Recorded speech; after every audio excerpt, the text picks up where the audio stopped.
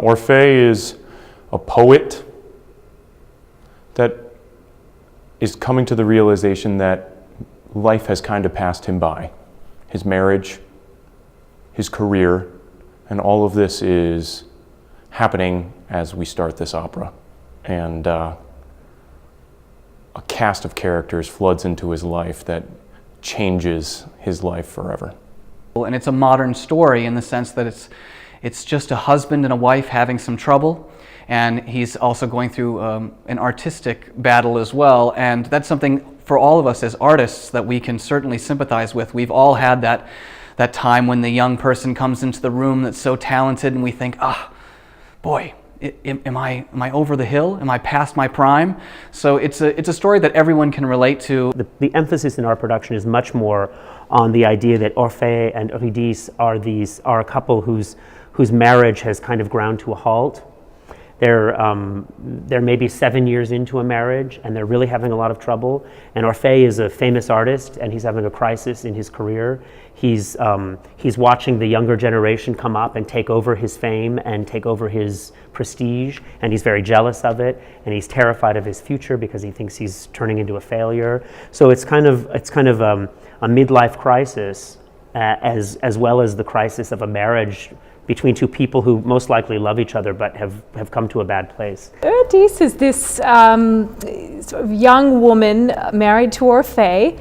It's not a particularly happy marriage. She's having a baby and he's this very famous poet and has probably all these women chasing after him, and I'm this sort of stay-at-home wife. Not entirely happy in my social position with him, but I tolerate it, certainly. And I wouldn't say that love prevails in this opera. It just sort of, we remain unhappy in this world. And we're unhappy in the underworld together too, so. All of the journey to the underworld and the journey to go get his wife back becomes a little bit more complicated than what it is in the myth, because meanwhile, he falls in love with someone else. So he almost begins to have an affair with somebody else. And when he goes to the underworld, he finds that other woman there, and it becomes a question of whether he really wants his wife back or not. So the princess is this being within the opera who is a source of fascination for Orphee. She's fascinated by Orphee, but Orphee is also riveted by her from the very beginning, from the first time he sees her. And with his marriage being in a bit of turmoil, he finds himself very drawn to this mysterious person, me. Eurydice is the devil's chauffeur. He has recently killed himself over the love of a young girl, and I guess maybe because he killed himself, he finds himself sort of working for La Princesse, who is the sort of personification of death. He gets himself embroiled in the middle of this menage a trois, love affair, lost love adventure in two different worlds, and tries to actually help Orphee and Eurydice find their way back together, even though himself has fallen in love with Eurydice.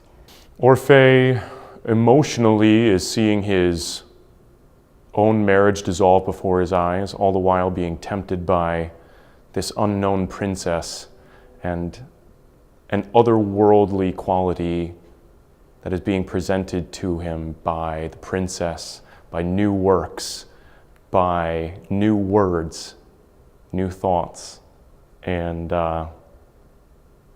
he's enticed by all of it. But in the end, she sacrifices herself so that he can go and continue what she loves best about him, which is being a poet. And she says at one point, death must sacrifice herself so that a poet may be immortal. So she falls into human feelings unwittingly and ends up making the ultimate sacrifice. And she doesn't know what the repercussions are. And in a way, when the opera ends, nobody knows what the repercussions are.